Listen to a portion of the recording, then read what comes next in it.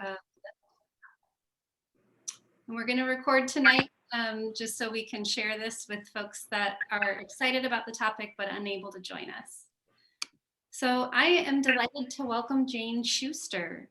Jane's been a registered dietitian since 1996, and she's worked at Legacy since 2006 as the diabetes program coordinator.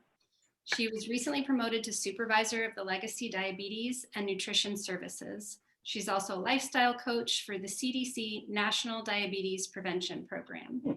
And we're delighted to have her here to talk a little bit about health and food and the ways that we can prevent chronic illness, particularly diabetes, through our diet. And then we'll save some time towards the end of her presentation to answer any questions that you all might have. Welcome, Jane. Thank you. Hi, everybody. So what you're looking at behind me is our healing garden at Legacy Meridian Park. I'm actually sitting in my office, but I don't want you submitted to. It's not pretty. This is pretty. So I'm going to go ahead and share my screen with you. Let's see. Here we go.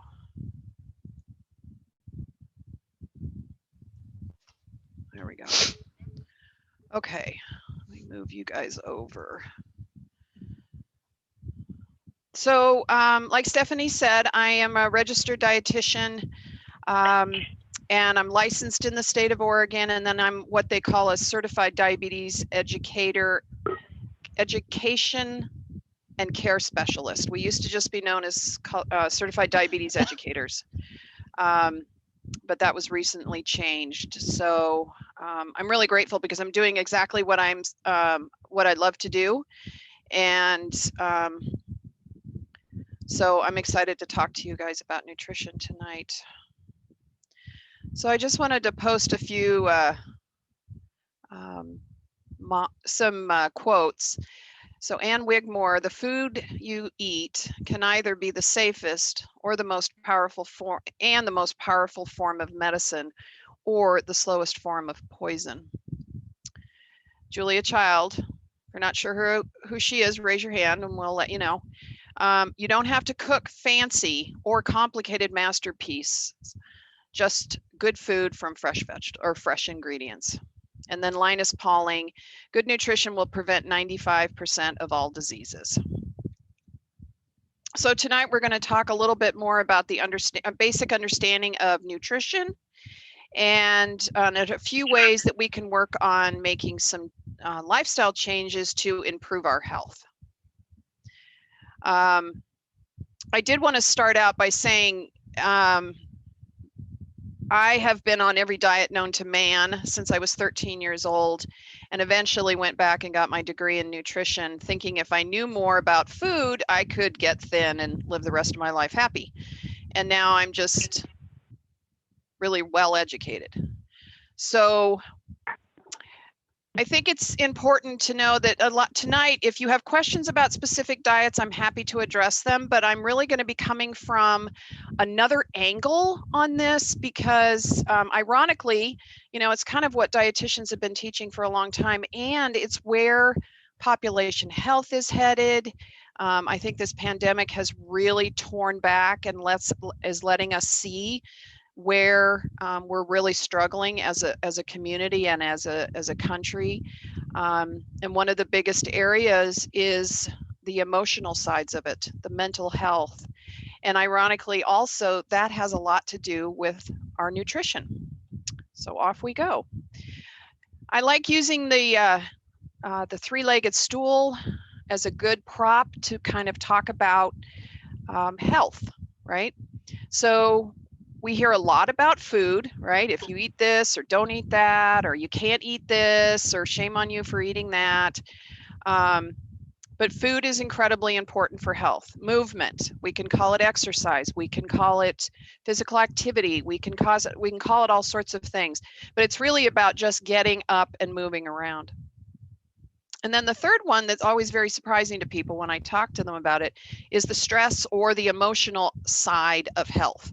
We don't really stop to think about that, because we're really pelted with a lot of things about diet and exercise. And now we're starting to see more commercials on TV for the emotional sides of it. So it's kind of, we're sort of coming into our own finally. All right, so why not diets? Has anyone on the call, well, I'll just assume that some people on the call have been on diets in the past, right? Or are currently on one, or know of somebody who might be doing one. The thing with diet is that it's a 4-letter word, but it does mean 2 things. In this country, we look at diets as restriction. Like, we're going to go on a diet for 3 months. We're going to lose all the weight so we can get into our wedding dress, and then we're going to, go back to the way we do it. And then there's the diet piece, which is the foods that we eat in order to keep the human body alive. That's the diet I'm going to be discussing tonight. But the other diet are typically short-term because it's very difficult to keep somebody doing the same thing for a long period of time if they're actually having to cut things out. So they tend to be, they're not as sustainable, right? We make the behavior change for a 3-month, 2-month, 3-week time group of time, and then we kind of go back to what we did. It usually includes eliminating groups of foods, like, a big swath right across, like no carbohydrates, all carbohydrates are bad, or, my upbringing was low fat, right? So everybody was supposed to be low fat because fat was so bad for us. And so the pendulum just swings to and fro, and it has, I think, for many, many, many years. Most of these diets that are out there are usually inadequate in their nutrition, which means that they are affecting people's nutrition status. And that may not short-term have a lot of consequences, but it certainly can over time. Some of them are so low calorie that you have to restrict exercise, which to me in itself is a bit alarming. Not addressing behavior change, just addressing the weight, because we are told that if we get thin enough, we will fit in, we will have the right job. If we have, all those things, we'll be happy. As soon as I get all this weight off, I'll be happy. And that's the last option, is to assume that weight loss equates to happiness and self-acceptance. And I will talk a little bit about my history. I remember my last big hurrah diet was in 1990. I was on Nutrisystems when they were still in the malls. And I lost, this was before I was a dietitian, I lost like 55 pounds, and I was skinny, and I was like, wow, I've like arrived. And I remember going out one night with a friend to a bar, and I met this guy, and we started dancing, and he was like, he really liked me. And I remember thinking to myself, does he like me because of the way I look, or does he like me the way because of who I am? And that's when I realized that I had a 200-pound head sitting on a 145-pound body. And that's the truth. And I think a lot of people have had that experience where I thought that if I got to this weight, I'd be all fixed. Nope. Okay, so let's talk a little bit about the importance of food. Changes in our eating must consider all the ways that we interact with food. So food, which I'll go into in a little bit, but the essence of nutrition is that there are 6 nutrients that the human body requires in order to remain alive, to remain well, to remain healthy. Those are vitamins, minerals, water, carbohydrates, proteins, and fats. Now, for some of you, you were listening for alcohol or chocolate. That is not on that list. I'm so sorry. Carbs, proteins, fats are the ones that are on the front, on the stage. They're the things that are performing. They are the ones that provide us with the calories. Carbohydrates, strictly glucose, gives us strictly energy, and fat and protein gives us energy and a whole lot of other things. The vitamins, minerals, and water are back of the house. And so they are helping this show go on, if you will. So all 6 of them are absolutely critical to human life. Now, when it comes to food, we use food a lot. We lose food in numbers of ways, right? Traditions and celebrations. So when we have birthdays, or when we get married, or when somebody dies, or we have Christmas or Thanksgiving, or any of those holidays that we love to celebrate, if memory serves, with all of those people that we love, right? So when I start doing a lot of classes around the holidays, people are thinking I'm going to come into the room and say, okay, this is it. This is what you get for Christmas. You get a white breast of turkey. You get a little bit of, a little bit of mashed potatoes and all the green beans you want. No, because these are important parts of our lives. We reward each other with food, right? Oh, you got an A and you got an A. Yay. We're going to go to Pizza Hut, right? Or if you don't finish everything on your plate before your father gets home, there'll be hell to pay. So that we can punish people too. You have to finish this in order to do that. And I don't know about anyone on the call, but I was raised in a house where there was a card-carrying, flag-waving member of the Clean Your Plate Club, right? And so for all sorts of reasons, those were the messages that a lot of us got when we were growing up. And so we learned to eat everything that was placed in front of us for very valid reasons, for when that particular, the Depression, and when food was really during the war, when we didn't have a whole lot available as like we do now. That is where a lot of this came from. And obviously we are not at that point as much anymore. So stopping and thinking about, do I need to continue to be a card-carrying, flag-waving member of the Clean Your Plate Club? Because if we leave food on the plate, chances are slim to none that it will make it to fill in the blank in Russia or China or wherever, you were told as a child that food would be taken from another child. Cultivating, cooking, and eating. It's very sensual. It's got a lot of heart. People cook with heart. When we cook for people, we show love, we show respect. We're cooking grandma's spaghetti sauce. That's respect for her. There's a lot of tradition and feeling and emotion that go into our cooking. Healthy eating is for everyone at every age, right? We can jump on this train anytime we want and get benefits. It's not like if you didn't start saving money for college when you were 3, you're sort of out of luck. It's not like that. We can get on this train anytime we want. Consider how to increase foods that contain the elements for human life. And these were the 6 that I was talking about. All right, so plant-based nutrition has been shown in lots and lots of studies to reduce lots of chronic illness, diabetes, heart disease, certain cancers, and other chronic illnesses. Plants, as you know, are the fruits and our vegetables and our grains, our whole grains, nuts, seeds. Pardon me. So the idea is that we would like to see more people eating more plants because they are more healthy to the body. Fruits and vegetables, the recommendations are eat a rainbow. I know you all know what that means, but color, every color that we see in a vegetable, in a grain, in a fruit represents a group of nutrition. Phytochemicals, antioxidants, all these things that the body uses to fight infection. And every color represents something, including white, okay, which is surprising because potatoes are white and I was told I'm not supposed to eat potatoes. But so is cauliflower, and so are leeks, and so are onions, right? So is jicama. So, and potatoes are white and they're not evil. If they were going to kill us, they'd have killed us by now. So choosing different colors. Right now, we're in the middle of summer. Our farmers markets are finally open again, and we've got this plethora of options. So definitely take advantage of that. Whole grains.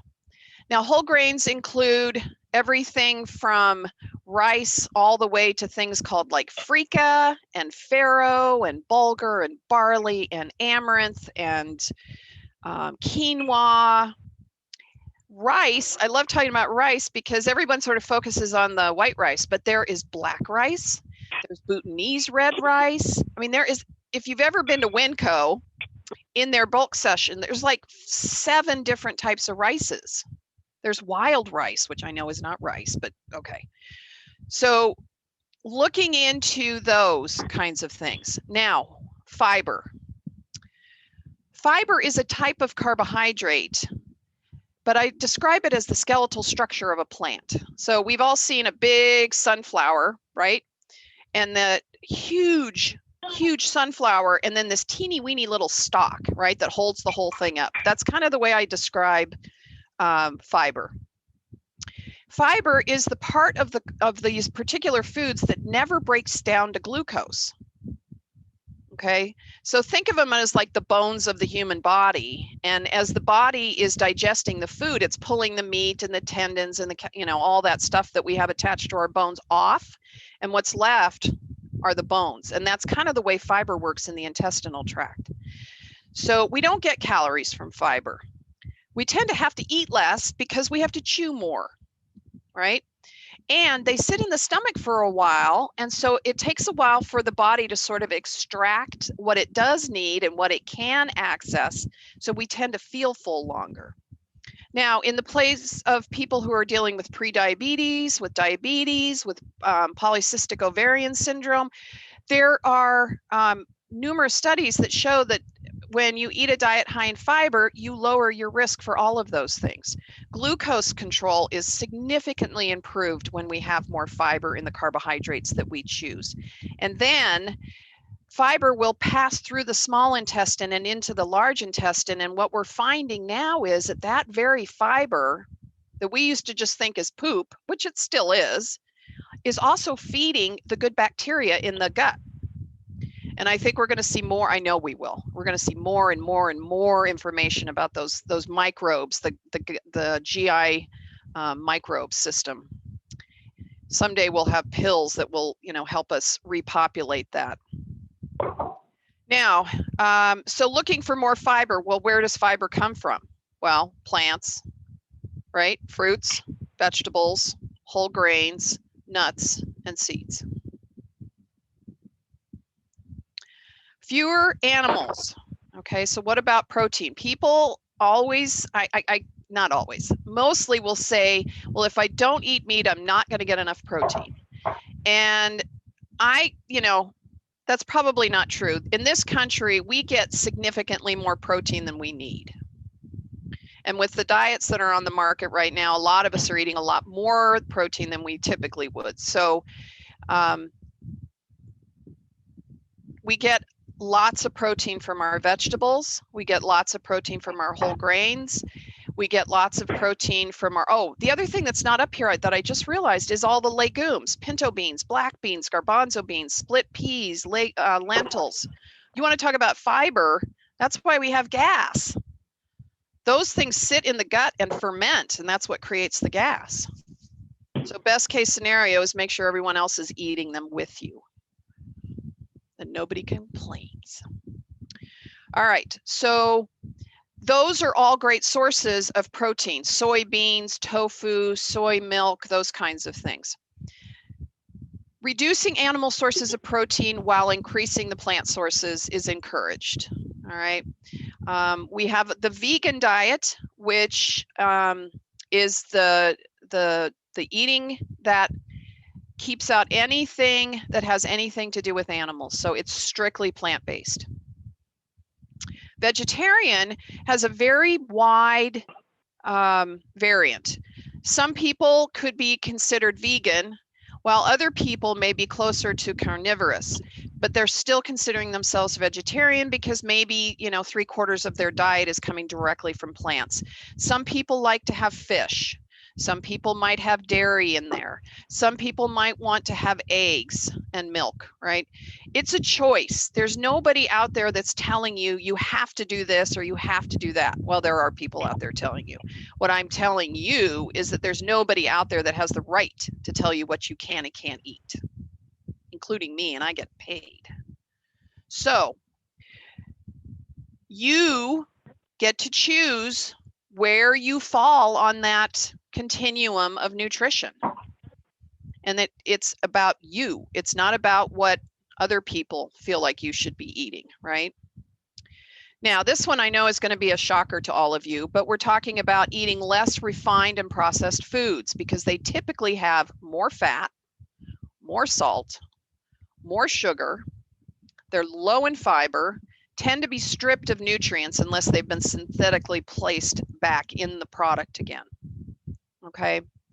When I was talking about the low-fat diet all those years ago, I truly believe that we were almost forced into eating carbohydrates predominantly because we were told not to eat fat. Fat is usually found with protein, right?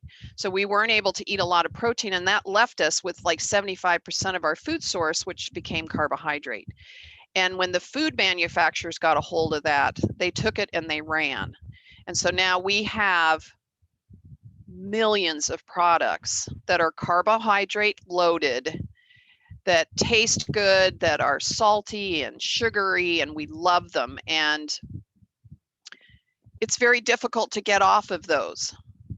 If you're a New York Times reader, there was an article, 17-page article in the New York Times Magazine, it's probably been about 12 years ago now, 17 pages talking about how they have actually mapped the human tongue.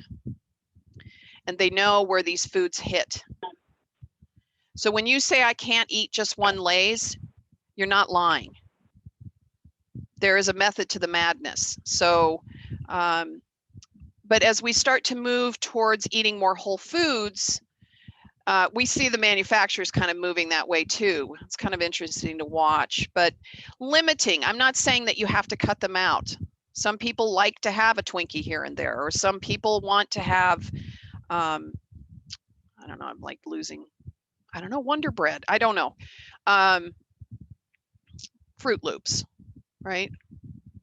So it's really about working on trying to back off of some of those foods, using them more as a splurge and focusing more in on having a lot more of those whole foods. Carbohydrates. Everyone seems they're very polar about carbohydrates. Carbohydrates are fine. They are the #1 source of energy for the body. So that's all glucose does.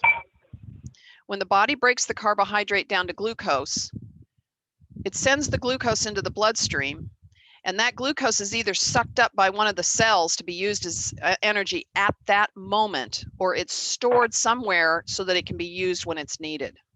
They don't hang out, so we don't get full. That's why when you start eating a carb, you keep eating a carb. Carbs include the fruits, starchy vegetables. Quite frankly, all the vegetables have some carbohydrate in them. Whole grains, legumes, dried beans, milk and yogurt. When they milk the cow, it comes out with lactose. Lactose is a natural sugar. That's why you don't see sugar-free ice cream. You see no sugar added ice cream, right? Because hopefully the ice cream is still coming from the milk, which is still hopefully coming from the cow. And then you have your sugars, your candy, the soda, the chips, all of those things. Our largest sources of fiber help us chew more, eat less. It takes longer to digest, so we feel full longer.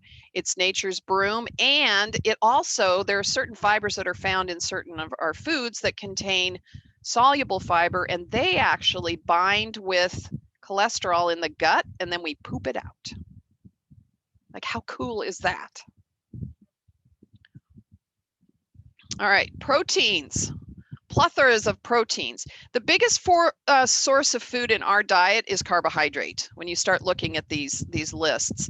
But plant-based proteins, a lot of them are carbohydrate and protein. Some of them have fat. Lentils, dried beans, legumes, tofu, which comes from the soybeans, edamame, tempeh, which is fermented tofu, quinoa, nutritional yeast, which a lot of people use like on their popcorn, and it's a great source of protein. Nuts and seeds and all the nut butters and all the nut seeds, or the seed butters, tahini and sunflower butters, chia and hemp seeds and flax seeds. The animal-based proteins, the green ones are the ones that we are really encouraging people to eat more of, only because they're lower in fat. It's not that the others are illegal, right? We just want to limit the ones that are going to provide us with more of that saturated fat that we're trying to keep to a minimum, right? So chicken and turkey and fish, and then we also have the beef and the pork and eggs and egg whites and dairy products. So some of these foods will actually cross all layers of these nutrients. So a cup of milk is a carbohydrate, it is a protein, and it is a fat. Right? So some of these foods are like super. They have all the things we need right in them. Fats, incredibly important, even though we were told for years and years and years to avoid them like the plague. Many people in this part of the country take vitamin D because we don't get enough sunshine. And vitamin D requires fat in the diet in order to use it. It is a fat-soluble vitamin, which means that it can be stored in the body. That's why we don't megadose people on either A, K, E, or D. So we definitely need some fat in the diet. Our plant-based fats include the avocados, our nuts and seeds and butters, which was also on our protein list, all the vegetable oils, olives, fish. Then we have, now I know that some of you are already thinking this, we're the plant-based, there's also coconut, cocoa, palm, and palm kernel oils. These are known as the tropical oils. These are also considered saturated fat. They have the same type of saturated fat that, that we find in some of the animals. However, for those of you who don't know this little ditty, if it didn't run, swim, or fly before we ate it, it doesn't have cholesterol in it. Another way of looking at it, if it did run, swim, or fly, and now we're eating it, it gives us cholesterol. So the tropical oils don't have livers, so they don't provide us with cholesterol. Okay. Fat is very calorically dense, as we know. That's why we're so good at storing it, because our bodies, I kid you not, still think we're running around in loincloths. Men, you are still chasing down our food, and women, we are having babies and cooking. So our bodies are designed to store fat, and the more we give it, the more it'll store. And people say, well, what about liposuction? Well, here's the unfortunate thing, is that they grow back. So our bodies are really designed to keep us safe.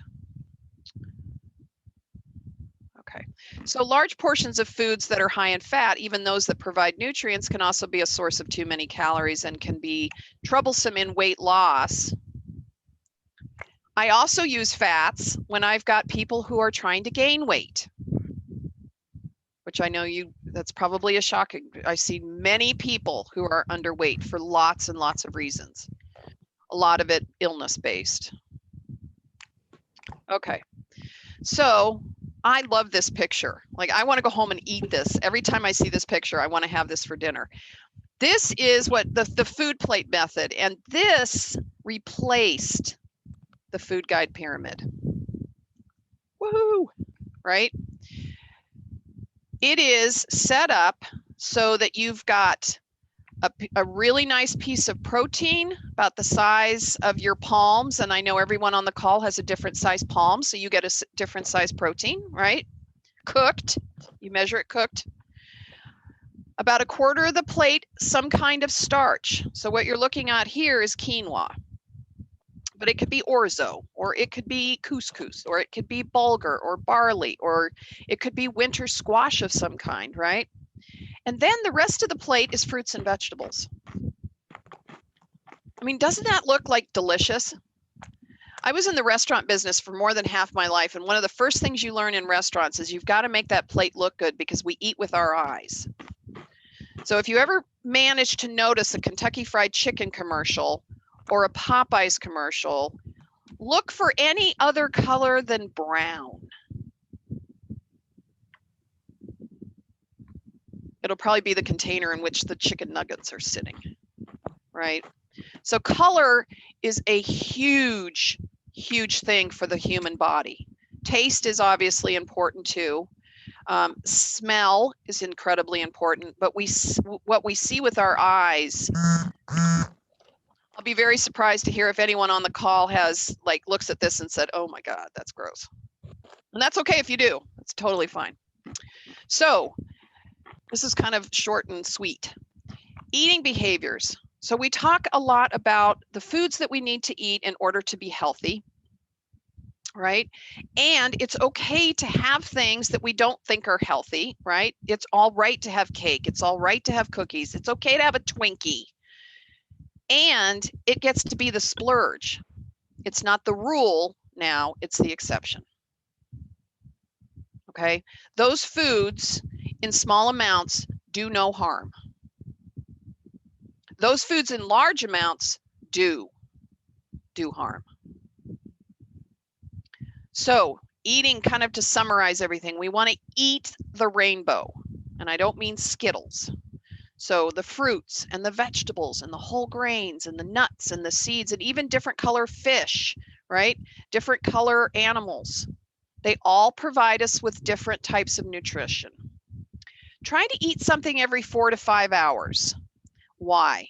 Because the digestive tract takes anywhere from 4 to 6 hours to get food through. And then the body's going to be like, where's my next meal?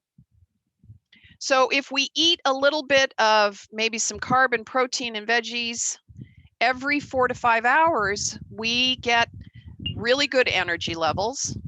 Our moods are more stable, right? We all know what we're like about 3 o'clock in the afternoon if we haven't eaten anything since like breakfast or even lunch in some cases. We're not fun to be around, people. So eating something mid-afternoon is incredibly important. It helps, well, for me, it's a public service, but it also really helps with energy levels, moods, and in the case of blood glucose control, it really helps stabilizes people's blood sugars. Choosing water, choosing water as your main drink, okay? There's a huge push on that. I can tell you stories of people that have come in and they're drinking 1,400 calories a day just from liquid, and their calorie needs are 1,600 for the day. So probably lots of people on the call, well, I don't really drink all that. So that's awesome. Bubbly water is fine. Okay. Some people like to use sweeteners like Crystal Light, Mio. Those are okay in moderation.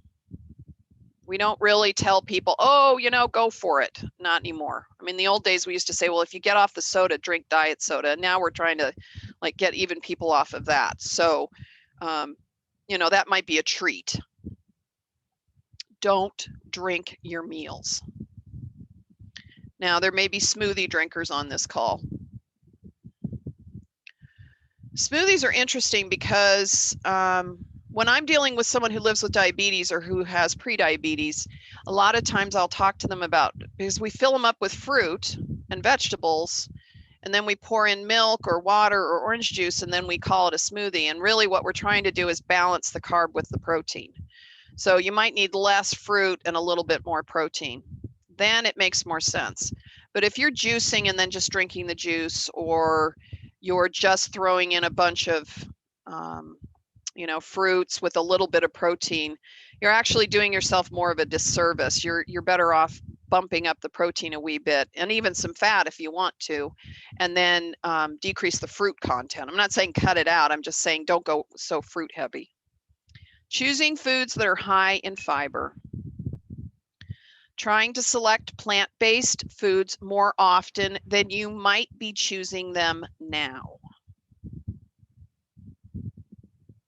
Using smaller plates and silverware. People always giggle at this.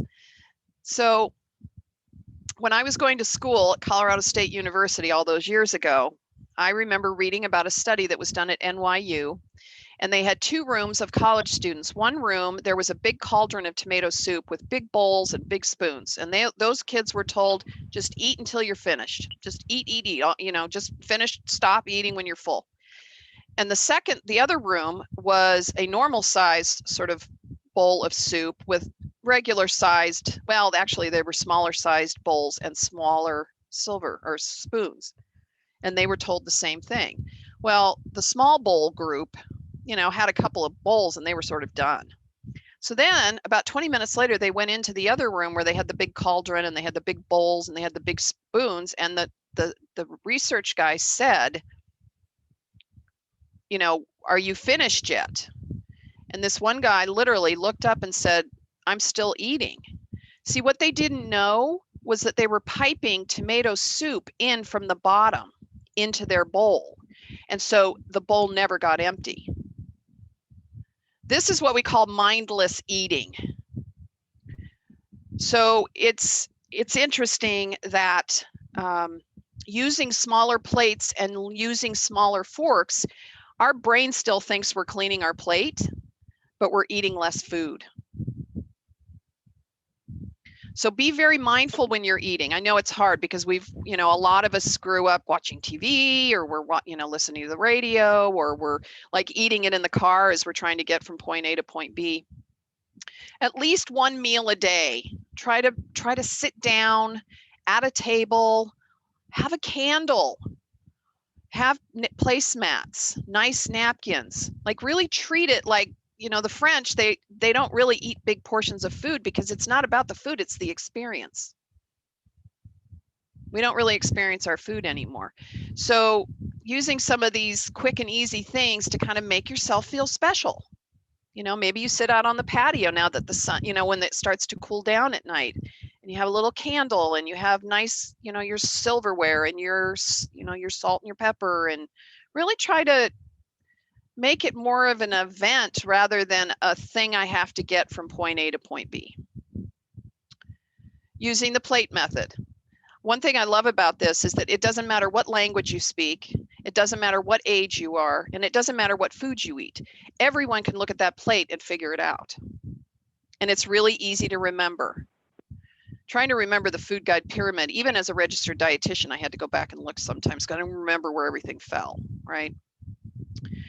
Tracking your food for a week, you would expect a dietitian to say that.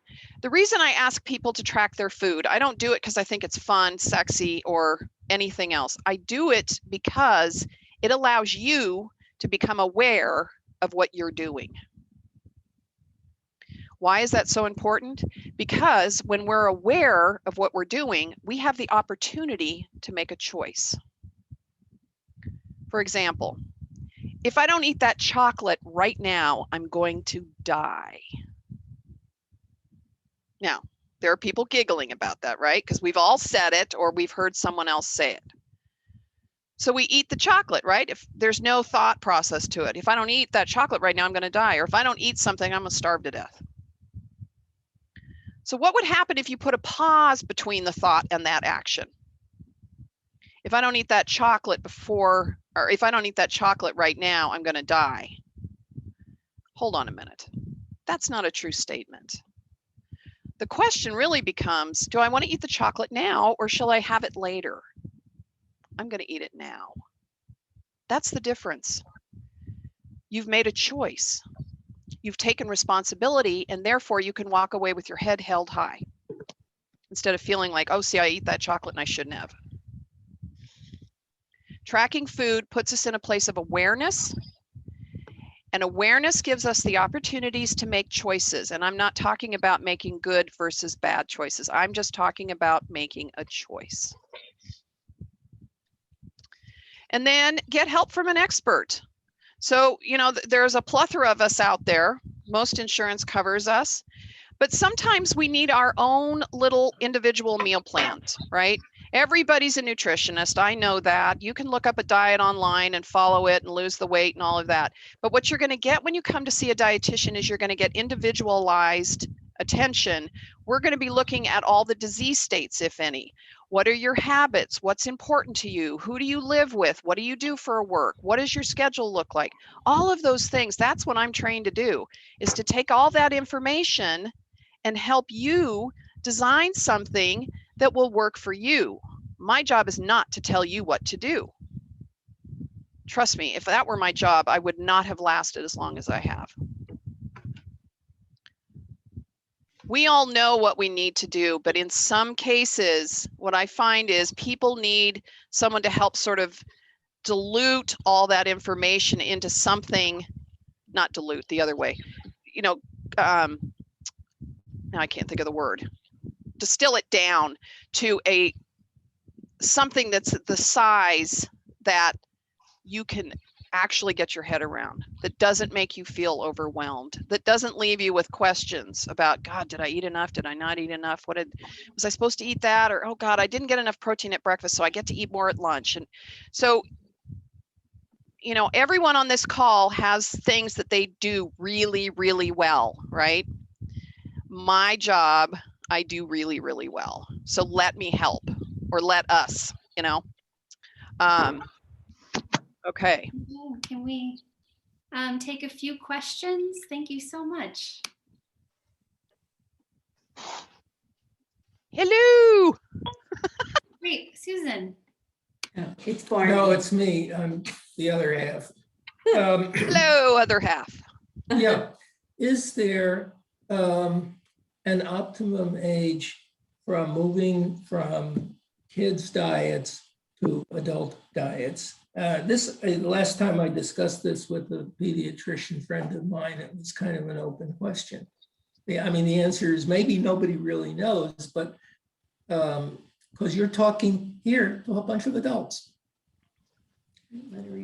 Yep, that's it. Okay. So, yeah, and I will start by saying that I do not work in the pediatric population. That was not ever an area that I was, it just never came across my path. It wasn't that I didn't want to do it. What I can say is that, and I'm not sure, Barney, if this is going to answer the question, but nutrition starts like even before we come out. And our nutrition is also watching what our parents do, watching how our parents eat, right? And our friends. And so nutrition is, there isn't really like, okay, at 17, you need to eat this. But what I do know is that every year we need different calories, right? So if a child starts to look like they're gaining a little weight, it doesn't mean that they're getting fat. It may be the age that they are. So there are lots and lots of reasons to send children to a registered dietitian as well to kind of help through those process. Instead of saying, oh my God, she's getting fat, we got to put her on a diet, which a lot of times happens. So, or he's too skinny, he's not eating enough, you know, and so they start feeding him. It's a challenging question. There's no right or wrong answer. And, you know, definitely talking to the pediatrician, talking to the parents. When I lived in Santa Fe, one of the peds docs asked me to go up and see a young boy. He was 9 years old. He weighed 190 pounds. He was, at that time, we weren't looking at prediabetes, but when I walked into the room, his whole family was in the room. And I started talking to him and I was asking him about his diet, and, you know, he was really uncomfortable and he was sad. And his mother said, well, just tell him what he can't eat. And I turned around and I said, listen, in order for your son to be successful, you all get to adopt this. You get to eat like this. Well, I'm not fat. Child never stood a chance. So it's really about looking at the family unit, how are they eating, and realizing that what we do, not what we say, but what we do really has the biggest impact. So I went way out of topic. So Barney, I don't think that there's like a specific, like, oh, you're turning 13, so now you need to do this, this, and this. I wish there was an easy answer. I know we're at 5:45, so if some folks have to leave us, that's understandable. But if you want to hang out for another couple minutes, are there any other questions? Yeah, I'm happy to hang out. I don't mind. I was wondering what you typically recommend around supplements and things like probiotics. I've heard conflicting information about that they're not regulated, and so they can be dangerous, or they can be super helpful to add nutrition. So yeah, what advice would you So give us? supplements, yeah, that's $1 billion industry. I think it's right behind the diet industry. Most of us don't need supplements. We really don't. We were led to believe that if we don't eat this, then we have to take a supplement, or if we don't. Now, if we're missing groups of foods, that's different. If we have a metabolism problem, that's different. If we can't digest, there's lots and lots of sort of parentheses. There are some that we know that a lot of us need. For instance, like I was referring to vitamin D. We do need vitamin D. We don't get enough sun, and because we wear sunscreen, and we don't get sun all the time. So most of us need vitamin D. Some of us need more calcium so that we don't get osteopenia or osteoporosis. So again, that's a conversation that I would have with you. And it's looking at the big picture. Now, as far as probiotics, there are a lot of probiotics, and a lot of them you can get from food. This is the truth. There's prebiotics and there's probiotics. And then the one that we know the most about is lactobacillus and acidophilus, which we have been having in yogurt for years and years and years. And we know that they're wonderful for yeast infections, or keeping us from getting yeast infections. But the more research they do on the gut biome, the more they realize that we have all these different types of bacteria.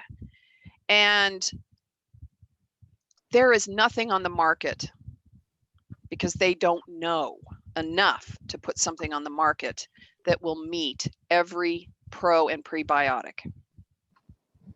Someday, they will know enough to be able to look at our guts and say, she needs this one, and this one, and he needs 2 of those, and they create it and they give it to us. In the meantime, you're not going to do any damage by taking a probiotic. I mean, here at the hospital, they use Culturelle and Align. They're both good products. And you could always, I don't have it in my hands right now, but you can always look up foods. I'm always thinking fermented foods, for the pro and the prebiotics. So eat more sauerkraut. Like, I love sauerkraut. If you don't, I'm sorry, but eat it anyway. Yeah, so it's really individualized. It's not fair to say, okay, everyone on the call needs to be doing, Susan, you might have a really high calcium level, and if I sit here and tell everyone on the call to take calcium, that's not good information. So what else? Yeah, any other questions? Was it helpful? I have a quick one. Yeah. The kind of the bioavailability, like you were talking about, like in order to absorb, I think you said vitamin K, like we need fats in our system. And I've heard a couple of those in regards to like food pairings. And I wonder if you have any, like, are there any rules of thumb? Like if you eat this, you should, try and eat this with it. So the bioavailability of the nutrients intensifies. So yeah, that's kind of a multifaceted question that you're asking. As far as food combining, that's been something that people have talked about on and off for years. My experience is that if people just eat a well-rounded diet, we usually don't need to worry about that. There was also a point in time, like when I was in school, we were still talking about complete proteins, like you had to eat, beans with tortillas. We don't have that need anymore either, because our diet is so, variable. Now, on a smaller scale, we know that if you take an iron tablet, I think it's vitamin C. I think it's vitamin C. You take vitamin C with iron and it increases the absorption rate of the iron. And that's for somebody who I would be seeing that might say, they have anemia. They've been sent to me for anemia. Or they might have gastroparesis. And so I'm telling them, look, you're not going to be able to do this with this. But as far as just sort of a generalized statement, no. I think that truly, and believe me, I strive for a plant-based diet too. I'm not perfect. If I were, I'd be schemy. It's really just about eating a plethora of different foods, fruits and vegetables and colors. I wish it was more sexy than that, but it's not. Does that answer it, Jessica? Yeah, thank you. Anyone else have a burning question? Janet, you don't have a question? No. On you, sorry. Before, Sorry. so I wondered if, oh, do you have a question, Janet? Well, maybe. I mean, I didn't think I did, but I No, might. you don't have to. So, You don't have to it's come up okay. with one. No, it's all right. I was wondering because, you know, as we get older,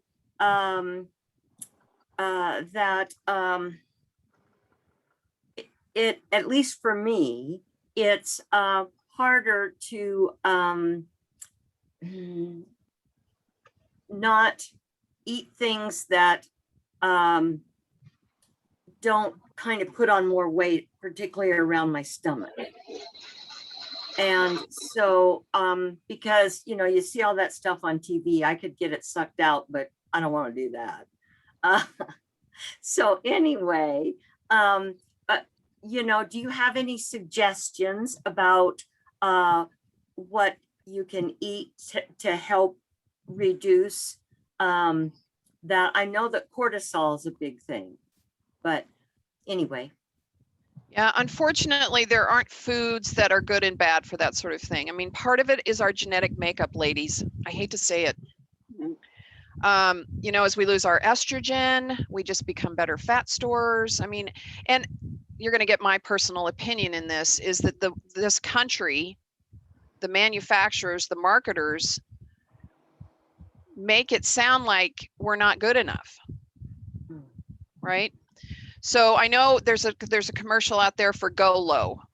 If you got the belly fat around it, yeah, it's a radical diet again. It'll be low carb, lots of protein, lots of fat, which is fine because you'll probably lose the weight. But the sad thing is that when you go back to eating the normally, people always say, well, the carbs made me gain the weight. No, you just went back to eating the way you did. You just started eating more calories. That's all.